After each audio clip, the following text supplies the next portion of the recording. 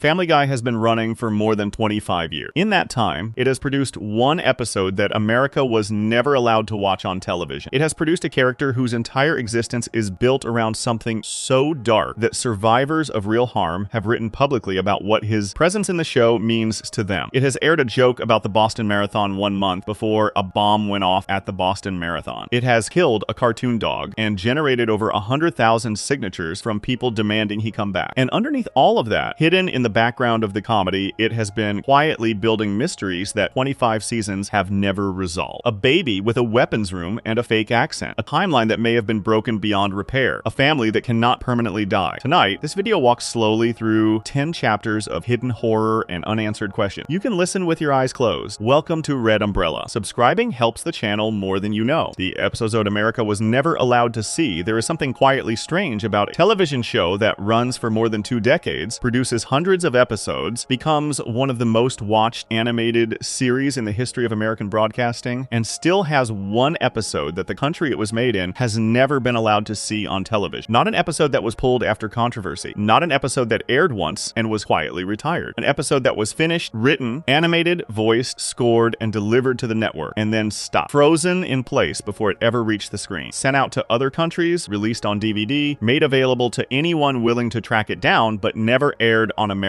television. Never once. Not even in the middle of the night. Not even on a network that had already aired some of the most boundary-pushing content in the history of the medium. The episode is called Partial Terms of Endearment. It was produced during season 8, intended as the season finale, and it has been sitting in that strange space between existing and not existing ever since 2010. To understand how an episode gets to that place, it helps to understand something about what Family Guy had already gotten away with by that point. The show had been running since 1999. It had been canceled twice and brought back twice. It had aired a barbershop quartet singing cheerfully around a man dying of AIDS. It had featured a character whose entire existence was built around a predatory attraction to a teenage boy. It had produced cutaway gags so extreme that the Parents Television Council had filed formal complaints with the Federal Communications Commission on at least 40 separate occasions, citing the show as the worst program on American television so many times that the designation started to feel almost like a badge. Family Guy had absorbed all of that. It kept airing. The ratings stayed strong. The show had developed a kind of immunity through repetition, a cultural understanding that this was what Family Guy did, and that the audience had already decided how it felt about that. So the writers, by season 8, had reason to believe they had a fairly wide road. They had tested the edges, and the edges had held. And then they wrote Partial Terms of Endearment, and they found out that there was one subject that Fox was not willing to put on American television, regardless of how the episode handled it, regardless of the quality of the writing, and regardless of how carefully the material was treated. The subject was abortion. The episode begins with Lois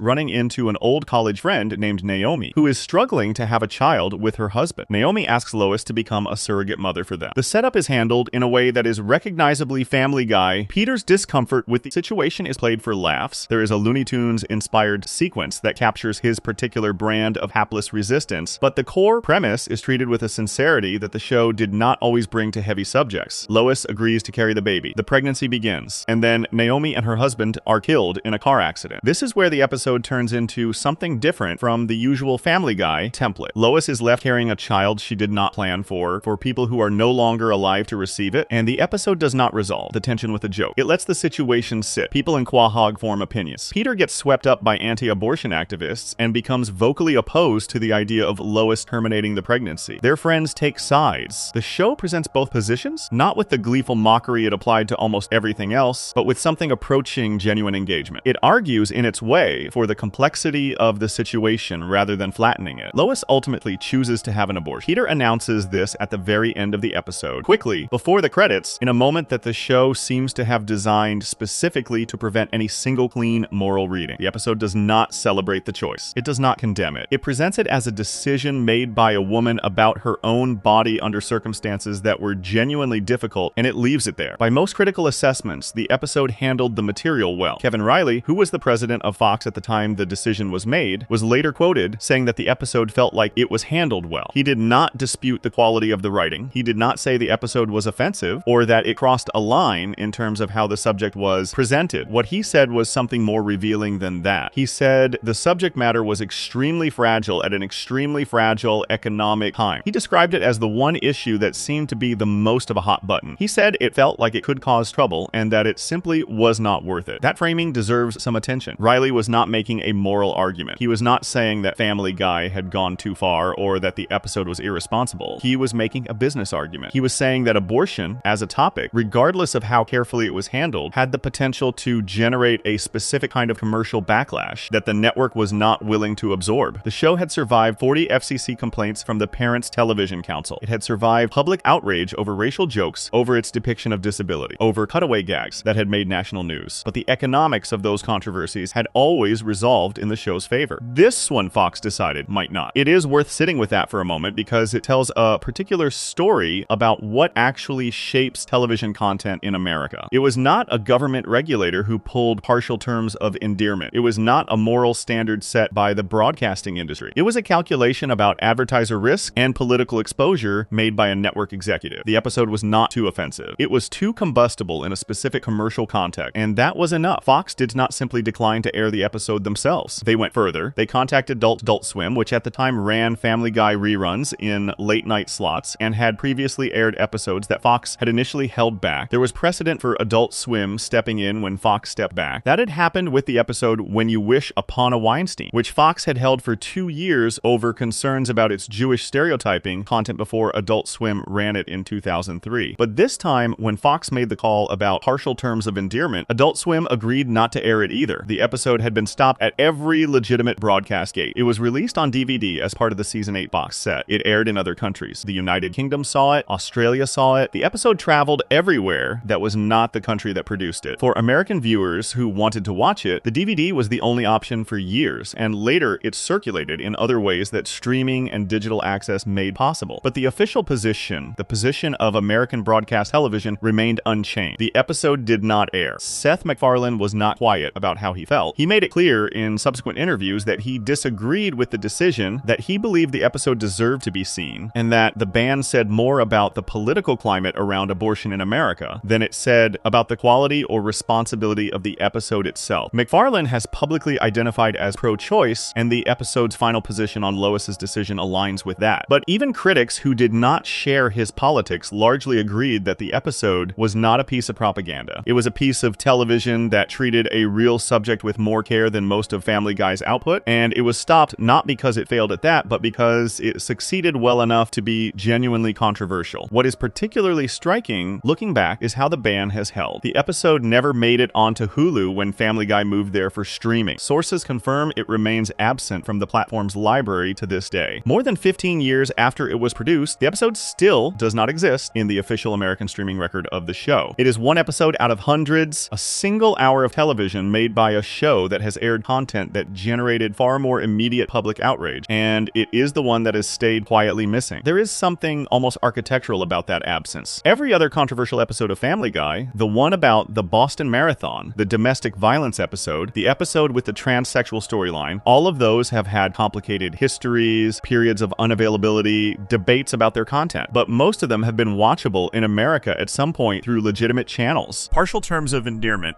has not. It exists in a category by itself, the episodes the country made but would not watch. That is a specific kind of horror, quieter than the show usually produces. Family Guy built its reputation on being loud about what it was doing, on making its offensiveness visible, on daring the audience and the network and the regulators to react. Partial terms of endearment is the one place where the show ran into something it could not be loud about, a subject so charged that even the network that had already said yes to almost everything else said no, and kept saying no for reasons that had nothing to do with the episode itself and everything to do with the world outside it. The show has never made another episode like it. Before we move on, if you're enjoying this analysis, please consider subscribing. It helps the channel tremendously. The episode that never aired in America sits at the center of a question about what television is actually willing to say and who gets to make that decision. What comes next is darker in a different way, an episode that did air that was seen by millions of people, and that still stands as the most genuinely disturbing hour Family Guy has ever ever produced. Section 2. The darkest episode ever made. Screams of silence. There is a difference between a show being dark and a show being disturbing. Family Guy had always been dark. That was part of the agreement with the audience. The cutaway gags went to uncomfortable places. The jokes landed on subjects that most television would not touch. Characters behaved badly, said terrible things, and faced consequences that were often played for laughs rather than weight. Viewers understood this. They had watched enough episodes to know the rhythm of it, to know that even when the show went somewhere genuinely grim, there was usually a joke waiting on the other side that would release the tension and remind everyone that this was a cartoon, that nothing here was meant to be taken at face value, that the darkness was always in service of something that at least gestured toward comedy. Screams of silence. The story of Brenda Q did not work that way. It aired in season 10 in 2011, and it is remembered today not as one of Family Guy's controversial episodes in the usual sense, but as something harder to categorize. Most of the show's controversies came from jokes that offended people, from content that pushed against standards of taste or decency or political sensitivity. Those controversies had a familiar shape. Groups complained, the network responded or did not. The episode either stayed in circulation or got pulled, and the show moved on. Screams of silence generated a different kind of reaction. People were not offended by a joke. They were disturbed by an episode that largely forgot to be a comedy. The setup is straightforward enough for a Family Guy premise. Quagmire's sister Brenda comes to visit, and she brings her boyfriend Jeff with her. Jeff is abusive, not in a way that the show frames ambiguously or plays around with. He hits Brenda in front of people, he degrades her verbally, he controls her movements, and the episode makes no effort to soften what is happening or filter it through the show's usual comedic distance. Brenda has a black eye in the early scenes. Jeff speaks to her in ways that are direct and cruel. The family watches this happen and reacts with the discomfort of people who recognize what they are seeing and do not know what to do about it. That discomfort in the first part of the episode actually works. There is something honest about depicting the particular awkwardness that surrounds domestic violence in social settings, the way people avert their eyes, say the wrong thing, pretend they did not hear what they just heard, avoid the subject directly. The show captures that dynamic with more accuracy than might be expected. Quagmire is upset. He tries to talk to Brenda. Brenda defends Jeff. She says things that anyone familiar with abusive relationship patterns would recognize, that he is under stress, that things have been hard, that it is not as bad as it looks, that she loves him and he loves her. The episode does not mock her for saying these things. It presents them as the real and deeply sad things that people in her situation say. So far, this is an episode attempting something genuinely serious, and for a stretch of time, it holds together. Where it breaks is in what happens next. Quagmire, along with Peter and Joe, decides that the solution to the situation is to kill Jeff. Not to intervene in any other way, not to involve authorities, not to help Brenda access support or find a way out. The men form a plan to lure Jeff into the woods and murder him. They do this. Jeff is killed. The episode ends with Brenda free from her abuser, and the show presents this resolution without irony, without complication, and without any of the ambiguity that might have made it something other than what it is on the surface. That ending is where critics and audiences drew the line. Not because murder is something Family Guy had never depicted before. The show had done plenty of violent content across its run, but because the episode had spent its entire first half treating domestic violence as a serious subject that deserved serious engagement, and then resolved it with vigilante killing and moved on as though the two halves of the episode belonged together. They did not. Critics noted, with some consistency, that the episode seemed to be making two completely incompatible arguments. The first half argued that domestic violence is real, that it is painful, that it traps people in ways that are psychologically complex and not easily escaped. The second half argued that the correct response to domestic violence, when you are a cartoon man in Quahog, is to take the abuser into the woods and end him. The tonal whiplash between these two positions was not the kind of productive tension that good dark comedy generates. It was the kind of dissonance that comes from a writing room that did not fully think through what it was doing. Caitlin Olsen, who voiced Brenda, was widely praised for her performance. She brought something genuine to the role, a specific kind of exhausted fragility that the character needed, and several pieces written about the episode at the time noted that Olsen's work was the strongest element of what was otherwise a deeply troubled hour. There is something worth sitting with there, that the most successful part of the episode was the performance of the woman being abused, that the humanity was in that role rather than in the plot that surrounded it. The response to the episode among domestic violence advocates and support organizations was pointed. The concern was not that the show had depicting abuse in fiction, when done carefully, can be a way of making the reality of it more visible and more understood. The concern was that the episode depicted abuse and then suggested a resolution that had nothing to do with the systems and resources and genuine pathways that exist for people in those situations. Brenda never talks to a hotline, Nobody in the episode suggests that there are people whose job it is to help with exactly this. The solution that the narrative endorses is that the men in Brenda's life take matters into their own hands, and the episode presents this as though it is the natural and satisfying end to the story. For a show that had built 20 years of goodwill on the argument that its darkness was always in service of something, satire, comedy, provocation with a point, Screams of Silence was the episodes that exposed the limits of that argument most clearly. There was no discernible satirical target. The show was not making a point about how society handles domestic violence, not critiquing the inadequacy of support systems, not turning the camera on the people who look away. It depicted something real and serious and then resolved it in a way that was neither funny nor thoughtful nor particularly illuminating about anything. What makes this episode sit in its own category in the show's history is not that it was too dark. Family Guy has done things that were darker in terms of raw content. The Road to the North Pole episode features a Santa Claus living in a grotesque industrial nightmare, deformed elves, worked to death, and then fed to feral reindeer, a sequence of violence that is genuinely unsettling in its detail. That episode works because the darkness is in service of a joke about the horror of consumer Christmas culture that has a coherent logic to it. The darkness is pointed somewhere. Screams of Silence is the episode where the darkness is not pointed anywhere. It depicts something real, the specific, grinding, psychologically complex reality of domestic abuse, and then dissolves it with a plot that treats murder as a tidy resolution. The episode does not earn its darkness. It borrows the gravity of a real subject, holds it long enough for the audience to feel the weight of it, and then puts it down without understanding what to do with it. That is a particular kind of failure. Not the failure of going too far, which Family Guy committed regularly, and which was part of what the show was. The failure of going just far enough to make the audience feel something real, and then not knowing what to do next. The episode has never been seriously defended, even by people who generally defend the show's approach to controversial content. It sits in the record as the moment Family Guy reached for something heavier than it could carry, and the reaching itself is what makes it worth examining rather than simply dismissing. The show was capable of genuine emotional weight in other episodes. Brian and Stewie in a bank vault talking about purpose and mortality and what they mean to each other is a piece of television that works precisely because the show commits to its seriousness all the way through. Screams of Silence shows what happens when that commitment only goes halfway. Brenda deserved better from the episode. That is a strange thing to say about a cartoon character, but it is the most accurate critical verdict available. The show borrowed her pain, used it to establish something real, and then handed the story to the men around her. The resolution was theirs. The violence was theirs. She was rescued in the way that the men in the episode decided was appropriate, and she ended the story as the object of their solution rather than the subject of her own. That is not what the episode seemed to be trying to do in its opening scenes. And the gap between what it was trying to do and what it ended up doing is where the genuine darkness of this episode lives, not in Jeff's cruelty, not in the violence of the ending, but in the show's failure to understand what it had started. Family Guy has never revisited Brenda. She appeared briefly in a later episode, alive and apparently well, and the show moved on. The episode remains in the record, available to watch, generating the same uneasy reaction it generated when it first aired. It is not banned. It did not cause the kind of external controversy that brought networks or regulators into the conversation. It simply exists as the episode that shows what happens when the show's formula encounters something it cannot process, and tries anyway. Before we move on, if you're enjoying this analysis, please consider subscribing. It helps the channel tremendously. The darkest episode in the show's history failed because it treated something real without knowing what to do with it. What comes next is a character who has been present since almost the beginning, treated as a recurring joke for 2 decades, whose existence raises questions the show has never once tried to answer. Section 3. Herbert the Pervert and the joke the show never explained. Some characters arrive in a television show and immediately announce what they are. Their function is clear from the first scene. The audience understands the role they play, the kind of humor they generate, the space they occupy in the story. They do not require explanation because the show does not ask the audience to look at them too carefully. They exist at a comfortable distance, close enough to be funny, far enough away that the implications of what they actually represent never have to be examined directly. Herbert is not quite that kind of character. He arrived close enough to the edge of something genuinely dark that the distance the show tried to maintain between the joke and the reality never fully held. And the longer he stayed in the show, the more appearances he accumulated, the more that distance became hard to sustain. He first appeared in season 2 in an episode called To Love and Die in Dixie. He is an elderly man who lives near the Griffin family on Spooner's Street. He moves slowly. He speaks in a thin, whispery voice. He calls out to Chris Griffin from his porch. He offers popsicle. The show establishes what he is within seconds of his first appearance, and it establishes it as a joke. joke. Herbert is a pedophile. His attraction to Chris is the entirety of his character. Every scene he appears in is built around this single fact, played for laughs through the contrast between his frail, harmless-looking exterior and the nature of what he is actually doing in any given scene. For a stretch of time across the early seasons, the joke worked on the terms the show had set up. Herbert was grotesque in a way that was so exaggerated, so cartoonishly far from anything resembling a realistic fiction, that the audience processed him as a parody of something rather than a representation of it. The voice, which Mike Henry developed partly by exaggerating the mannerisms of an elderly colleague, had a quality that made Herbert feel almost theatrical. He was not a person. He was a shape, a silhouette of something disturbing rendered in broad enough strokes that the disturbing part could be laughed at without being examined. But television characters accumulate. The more an audience sees a character, the more detail accretes around them, and the more detail accretes, the harder it becomes to maintain the comfortable distance that lets the joke function. Herbert appeared again and again across the show's run. He had a dog named Jesse who was paralyzed from the waist down, a detail that the show presented as another layer of dark comedy, but that also made Herbert feel more real, more inhabited, more like a person with a life that extended beyond the single joke his existence was built on. He had a military history. He had a backstory that explained in the show's terms something about how he became what he became. He had a grandniece, he attended a church, he had relationships with other characters in Quahog. All of this additional detail did something that the show probably did not fully intend. It made Herbert harder to dismiss as pure abstract. The more the audience knew about him, the more his presence in scenes with Chris became something other than a safe cartoon exaggeration. The ice cream truck he drove was funny in season 2. By season 8, season 9, season 10, the ice cream truck had appeared enough times that it had a history, a pattern, a repetition that accumulated into something that sat differently than a single gag. The critical response to Herbert was not immediate. For years, the character existed in a space that most audiences seemed willing to accept as part of the show's general willingness to go places other programs would not. The Parents Television Council complained about many things in Family Guy across its run, and Herbert was occasionally mentioned those complaints, but he never became the sole focus of a sustained public conversation the way some other elements of the show did. He existed in something of a critical blind spot, visible enough to generate millions of views on YouTube compilation videos, present enough in the show's promotional material and merchandising that he was clearly understood as a popular character, but not scrutinized in the way that his actual function in the show arguably warranted. That began to change gradually and then more noticeably. Writers and critics started examining Herbert not just as a bad taste joke, but as a question about what the show was actually doing by presenting a predatory attraction to a child as a recurring source of comedy across 2 decades. The most pointed criticism came not from media watchdog groups, but from people who had personal experience with what Herbert, stripped of his cartoon framing, represents. An essay published on a wide read platform stated plainly that the writer was a survivor of clerical sexual abuse, that they had experienced firsthand the reality of what Herbert's behavior depicted, and that the continued presence of the character in the show and the warmth with which audiences embraced him was something they found genuinely harmful. The essay noted that Herbert's compilation videos attracted millions of views, that his lines were quoted affectionately, that the character had become a beloved part of the show's identity, and that none of this engaged at any point with what the character was actually doing in any given scene. That argument was harder to dismiss than a complaint from an advocacy organization because it came from a specific place of lived experience, and it asked a question that the show had never felt pressure to answer. The question was simple. What did it mean that a character whose entire existence was built around the predatory pursuit of a teenage boy had become so popular that he appeared in best of compilations and generated genuine affection from the audience? What did it mean that the show had run this joke for 20 years and nobody inside the production had apparently felt the need to examine what the joke was actually saying? Family Guy had always operated on the argument that equal opportunity offense was a kind of neutrality, that by mocking everything, the show was not endorsing anything. Herbert complicated that argument because he was not a joke about pedophilia in the way that a cutaway gag about a sensitive subject is a joke about the subject. He was a depiction of it sustained across hundreds of episodes with emotional detail and a fan following. The distinction matters. A cutaway gag lasts 15 seconds and moves on. Herbert lasted 25 years. The show never addressed this directly. Seth MacFarlane never gave an interview that engaged with the specifics of the criticism. The production never announced any reconsideration of the character or his role. What happened instead was quieter. Mike Henry, who had voiced Herbert since the character's introduction, announced in 2020 that he was stepping away from several of his Family Guy roles as part of a broader industry conversation about voice actors of one background playing characters of a different background. Herbert was not specifically cited in that conversation, situation. Henry's departure from the role was framed primarily around his other characters, but the effect was the same. Herbert was recast, eventually voiced by Richard Chamberlain until his death in March 2025, and then by Joel Grey. The recasting did not change the character. Herbert remained in the show. He continued to appear in scenes with Chris. The ice cream truck continued to feature. The show absorbed the casting change and moved on without any apparent renegotiation of what Herbert was, or what his presence in the narrative meant. The character's function remained exactly what it had always been, now performed by a different voice. What makes Herbert's presence in Family Guy worth examining carefully is not simply that the show created a character like this and let him run for 25 years. American comedy has a long and complicated history with what it decides to treat as fair game for jokes, and that history is not a simple story of moral progress. What makes Herbert specific is the detail. The show did not keep Herbert at arm's length. It gave him a dog who matched his decrepitude, a military history, a church attendance record, a grandniece, moments of apparent heroism when he fought to protect Chris from a Nazi. It gave him enough interior life that he functioned as a character rather than a prop. That interior life is exactly what makes the discomfort around him something other than a simple taste objection. A character with no interiority, no detail, no existence beyond a single gag, remains at a safe cartoon distance. Herbert was given enough reality that the safe distance collapsed, and the show never seemed to notice this happening or to decide what to do about it. Only Brian, Stewie, and Meg are identified in the show's canon as being aware that Herbert is a pedophile. The adults around him, the parents of the boy he has been pursuing for 2 decades, remain oblivious. This detail, which the show presents as a source of additional comedy, also functions as something darker if examined without the comedic frame. The people who are supposed to protect Chris have no idea. The threat has been present on their street since season 2. It visits their home, it babysits their children, and the show has never found any reason to move that story anywhere except back to the same starting point, episode after episode, season after season. The joke that the show never explained was not really a joke about Herbert. It was a joke about the world around Herbert, about how close something like that can exist to a family, how visible it can be to those with eyes to see it, and how thoroughly it can be missed by the people who should be paying attention. Whether that was intentional is a question the show has never been made to answer. Given everything else Family Guy has done and said over 25 years, intentionality may be the wrong standard to apply. The character exists, he has been popular, he has been embraced, the show has kept him. And somewhere in the space between those facts and what they represent sits a question about what audiences choose to find funny, and what that choice reveals that Family Guy has been content to leave sitting there unanswered for as long as the show has been on the air. Before we move on, if you're enjoying this analysis, please consider subscribing. It helps the channel tremendously. Herbert survived 25 years by staying just close enough to the edge of something real that the show could always claim the distance of comedy. What comes next is an episode where Family Guy ran into reality from the outside, where a joke that had already been broadcast met a genuine national tragedy, and the show had nowhere to hide. Section 4. The Boston Marathon episode and what happened next. There is a particular kind of trouble that comes not from what a show intended, but from what the world did after the show aired. Most of Family Guy's controversies were direct. The show made a choice, put that choice on screen, and the reaction came from people who saw the choice and objected to it. The cause and the effect were connected in a straight line. Someone at the writer's table decided to do something. The network signed off, the episode aired, and the conversation that followed was about that decision. The story of Turban Cowboy is different from all of that. The episode existed before the controversy did. The joke that caused the problem had already been broadcast, already been seen, already been processed by the audience as the kind of dark cutaway gag that Family Guy produced regularly, and that most of its audience had long since made peace with. There was no moment where someone decided to make a joke about a real tragedy. The tragedy had not happened yet. The joke came first. And then, about a month later, the world caught up to it in a way that nobody in the Family Guy writer's room could have predicted or planned for. It is worth taking the episode itself seriously before getting to what happened after it aired, because the controversy that eventually consumed it tends to overshadow what was actually inside it. Turban Cowboy is a season 11 episode, the 15th of that season, and it aired in March of 2013. The central plot involves Peter befriending a Muslim man named Mahmoud. Peter initially becomes interested in converting to Islam, goes through a period of exploring the faith with genuine, if clumsy, enthusiasm, and then discovers that Mahmoud has been planning to blow up the Quahog Bridge. The episode was criticized at the time of its airing for what many observers described as a careless and reductive depiction of Muslim characters leaning on associations between Islam and terrorism in ways that felt, to critics who wrote about it, less like satire of those associations and more like a straightforward reproduction of them. That criticism had some weight to it. Family Guy's relationship with racial and religious humor had always been complicated, operating under the show's general philosophy that everything was fair game and that the offensiveness was distributed broadly enough that no single group was being singled out for mockery. Whether that philosophy held up in practice was a question critics had been asking about the show for years. Turban Cowboy was one of the episodes that made the question harder to dismiss because the joke at the center of the episode's climax was not really a joke about stereotypes or about the absurdity of prejudice. It was a joke that simply used the stereotype as its engine without examining it. And then there was the cutaway gag. At a certain point in the episode, there is a sequence showing driving a car through a crowd of runners at the Boston Marathon. People are struck by the car. The sequence is played for dark comedy in the way that many Family Guy cutaway gags are played, at a remove from any real-world anchor in the register of absurdist violence that the show had used for years without significant consequence. It was not presented as a commentary on the Boston Marathon specifically. It was a dark gag using a recognizable cultural event as a backdrop. The audience that saw it in March 2013 processed it in that context as one more piece of boundary-pushing content from a show that had built its reputation on exactly this kind of material. The episode aired on March 17, 2013. On April 15, 2013, 2 bombs detonated near the finish line of the Boston Marathon. 3 people were killed. Hundreds more were injured. The attack happened in a place that millions of people recognized during an event that carried enormous cultural significance for the city of Boston and for the country. The images from that day were broadcast everywhere. The grief was immediate and very real, and it spread far beyond Boston itself. Within hours of the bombing, people who had seen Turban Cowboy began making the connection. The episode had shown Peter driving through the Boston Marathon and killing people. It had aired 1 month earlier. Now, something real and devastating had happened at that same event. The internet moved fast, as it does with these things, and the episode was being shared and discussed and condemned before the day was over. Some of what circulated was a dishonest edit of the episode that made it appear as though there were 2 separate sequences, one showing Peter driving through the marathon, one appearing to connect that to an explosion, that were not actually presented together in the broadcast version. This edited clip spread widely and was treated by some as evidence that the episode had somehow depicted the specific method of the actual attack. That was not accurate. The manipulated clip misrepresented what the episode contained, but the basic fact remained. A Family Guy episode had shown a comedic attack on the Boston Marathon, and a real attack on the Boston Marathon had happened 4 weeks later. Fox moved quickly. The episode was pulled from its planned rerun schedule. It was removed from streaming services. Hulu, which was carrying Family Guy episodes at the time, took Turban Cowboy down. Fox made clear that the episode would not be returning to rotation in the near future. The network did not issue a lengthy public statement explaining the decision in detail. The pull was quiet, the kind of institutional response that happens when an organization knows that the right move is to act rather than to explain the action at length. Seth MacFarlane, who had been at the finish line of the Boston Marathon earlier that day and left before the bombing occurred, spoke about the attack with visible emotion in subsequent days. His comments about the event were personal and genuine, and he did not attempt to make any public statement connecting his experience of the day to the episode that had aired the previous month. The connection was obvious enough that anyone could make it. He did not need to. What followed was a period of absence that lasted years. Not weeks, not a single season. Years. The episode stayed off American television. It stayed off the streaming platforms that carried the show's library. Other controversial Family Guy episodes had short periods of unavailability and then quietly returned. Turban Cowboy did not follow that pattern. The Boston Marathon bombing had created a context around the episode that was not fading in the way that most controversies faded. The attack had been a moment of genuine national trauma. The bombing had been followed by a manhunt that played out live on television and social media, and the trial and sentencing of the surviving bomber extended the public presence of the event across several years. There was no natural moment at which the episode could return without the return itself becoming a story. The show continued around the absence. New seasons aired. Other episodes came and went without significant incident. The general conversation about Family Guy moved on to other things, as it always did. But Turban Cowboy stayed in its particular category, present in DVD releases and accessible through unofficial channels, but officially absent from American broadcasts and streaming in a way that set it apart from almost everything else the show had produced. The return, when it finally came, was quiet and somewhat anticlimactic. In September 2022, more than 9 years after the bombing, Turban Cowboy reappeared on Hulu. There was no announcement attached to this. No statement from Fox, no statement from the streaming platform, no acknowledgement from Seth MacFarlane or anyone connected to the production. The episode simply became available again, slotted back into the season 11 library, where it had always belonged, as though the 9-year gap had been a technical glitch rather than a deliberate and sustained act of removal. The return generated some coverage, mostly from entertainment journalists who tracked these things and noted the quiet reappearance. The coverage was generally measured, acknowledging the long absence and the circumstances that had caused it, noting that the return came nearly a decade after the attack. Some Boston survivors and their families had spoken over the years about how they felt regarding the episode, and those statements had ranged from expressions of pain at the joke's existence to more pragmatic positions about the difference between dark comedy and real harm. There was no single unified response from that community to the episode's return. What the Turban Cowboy story illustrates most clearly is a problem that sits at the center of a certain kind of comedy, the kind that uses real places and real events as the raw material for jokes without any particular investment in those places or events beyond their recognizability as reference points. The cutaway gag showing Peter at the Boston Marathon was not about the Boston Marathon. It was about Peter's violence and the show's comfort with depicting cartoonish harm in recognizable settings. The marathon was a backdrop, a name that gave the gag a specific cultural location without meaning anything to the writers beyond that specificity. It could have been any large public event. The Boston Marathon happened to be the one they chose. And then the Boston Marathon happened to be the site of a real bombing a month later. The gap between those two facts, the casual use of a real place as a punchline backdrop, and the reality of what happened at that real place shortly after, is not something that comedy has a clean answer to. Argument that dark comedy needs to be able to use real things as material is a legitimate one. Restricting comedy to fictional settings and invented events would fundamentally alter what comedy can do, would strip it of much of its ability to engage with the world as it actually exists. But the Turban Cowboy situation is a case study in how that argument encounters its limits. The casualness with which a real place was used for a violent joke became something different when real violence arrived at that place. The comedy did not cause the tragedy. The tragedy did not invalidate the comedy on any logical ground. But the proximity created something that neither of those arguments could fully address, something that existed in the space between intention and outcome that public events sometimes force open. Fox's response, and the 9-year removal of the episode, was a recognition of that space, even if it was not an explanation of it. The network did not say the episode was wrong. Nobody connected with the show said the joke should not have been made. What happened was simpler and in some ways more honest than a statement of principle. The episode became impossible to air in the context that the bombing had created, and so it was not aired, and the network waited until that context had receded enough that the return would not itself be a statement. 9 years is a long time for a single episode of a cartoon comedy to stay officially off American television. It speaks to how specific and how lasting the wound was that the Boston Marathon bombing created, how thoroughly a real event can attach itself to a piece of entertainment that happened to touch it by coincidence a month before it occurred. The episode was not made in the shadow of the bombing. The bombing arrived in the shadow of the episode, which is a far stranger and more uncomfortable relationship. There is also something worth noting about the manipulated clip that circulated in the hours after the bombing. The edited version that made the episode appear to depict something it did not actually depict. That clip spread faster than the corrections did. For many people who saw it in those first hours, the corrected version never fully replaced the false one in memory. The episode became associated with a specific falsified version of itself, a version where Family Guy appeared to have somehow anticipated the specific details of the attack, and that association proved remarkably durable even after the manipulation had been widely documented. This is its own kind of strange. An episode that was already in trouble for content it actually contained became additionally notorious for content it did not contain, content that existed only in an edited version designed to make the connection to the bombing more explicit. The real episode was bad enough in the circumstances. The fake version was worse. And both versions lived in the public conversation simultaneously, feeding a controversy that the real episode on its own might not have sustained at the same intensity. Turban Cowboy came back in 2022. It is watchable now. The 9 years have passed, and the streaming algorithm has moved on, and the episode sits in the library with everything else the show has made. But the story of its absence is a permanent part of what it is. A piece of context that cannot be separated from the episode itself any more than the episode can be separated from April 15, 2013. Some television is changed by what happens around it. This episode is one of those. The show kept making dark jokes. It always did. The Boston Marathon situation did not fundamentally alter Family Guy's approach to the kind of humor that had produced Turban Cowboy. New seasons came, new cutaway gags pushed new edges, new controversies briefly flared and faded. The show's willingness to use real places and real events as comedic material did not diminish after 2013. What changed was the episode count. The library was one shorter for 9 years, and the reason for that shortage was a lesson about the specific gravity of real tragedy that no amount of equal opportunity offensive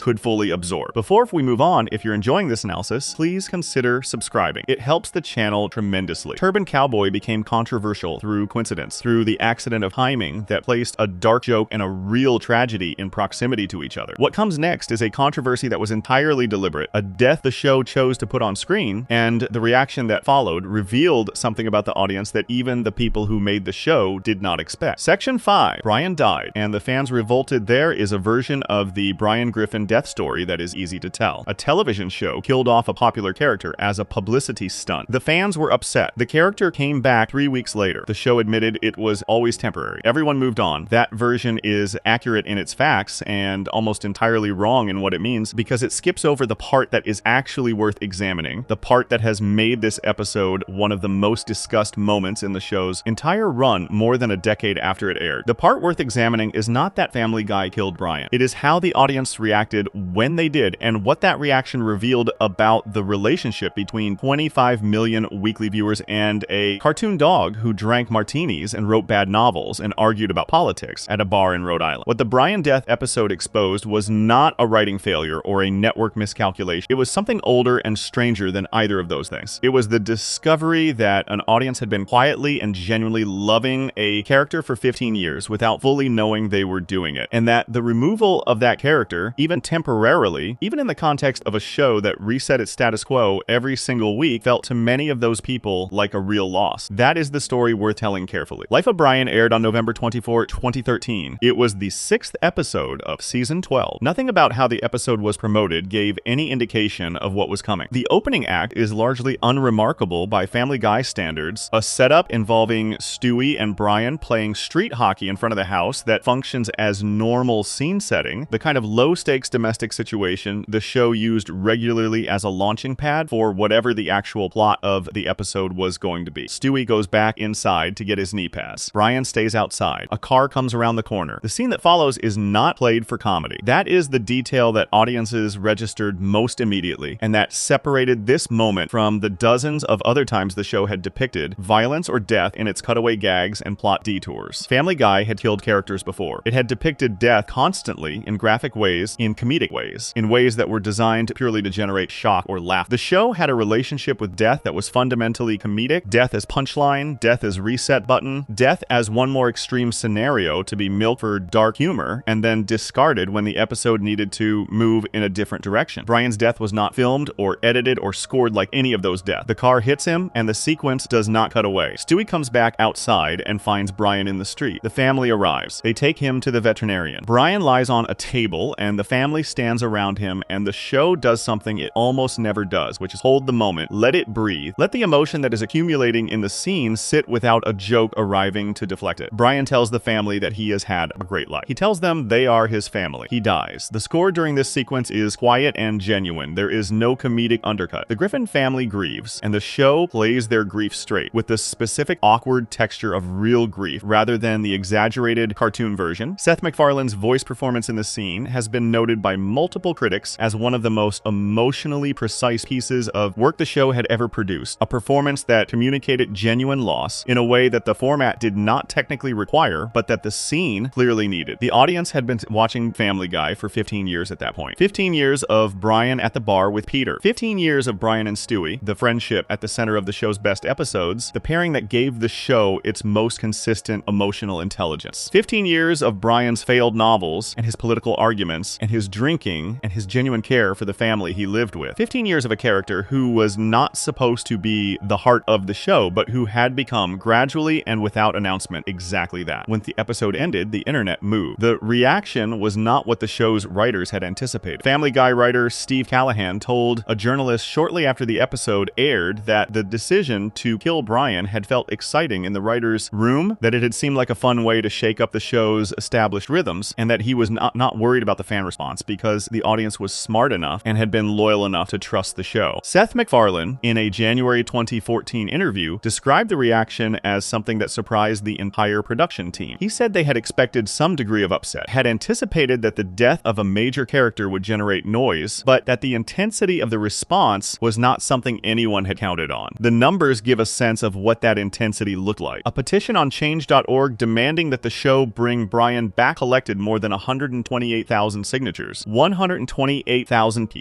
signed a document formally requesting the resurrection of a fictional cartoon dog. The petition was not a joke. Reading through the comments that accompanied the signatures, a pattern emerges that is more interesting than simple fan outrage. People were not just expressing the kind of reflexive internet anger that surrounds controversial creative decisions. They were explaining in personal terms what Brian had meant to them. They were describing specific episodes, specific moments, specific lines of dialogue that had mattered to them in ways that went beyond entertainment. They were explaining a relationship. Some described Brian as the character who made Family Guy worth watching through its darker and more cynical periods. Some described him as the character whose relationship with Stewie was the emotional anchor of the show, the friendship that gave the more abrasive elements of the series something genuine to push against. Some described growing up with the show, watching it through adolescence and early adulthood, and experiencing Brian's presence as a consistent and familiar thing in a period of their lives that had been neither of those things. The petition comments read, in places, less like reactions to a television decision and more like letters about a friend. The show replaced Brian with a new dog named Vinny, voiced by Tony Sirico, who was known at the time primarily for his role in The Sopranos. Vinny was foul-mouthed and Italian and loud, a deliberate contrast to Brian's measured, aspirational, vaguely melancholy personality. The show committed to this new status quo with a speed that many viewers found jarring. By the following week's episode, Vinny was at the bar with Peter, he was at the table with the family, he was occupying the spaces Brian had occupied with a casual ease that the show seemed to present as normal, as though the transition had been absorbed and the family had moved on. This was a creative choice that compounded the reaction. For viewers who were already upset about Brian's death, the speed with which the show moved past him felt like a secondary offense. It was not just that Brian was gone, it was that the show appeared to be saying that the space he had occupied could be filled quickly and easily, that the absence he had left was a practical gap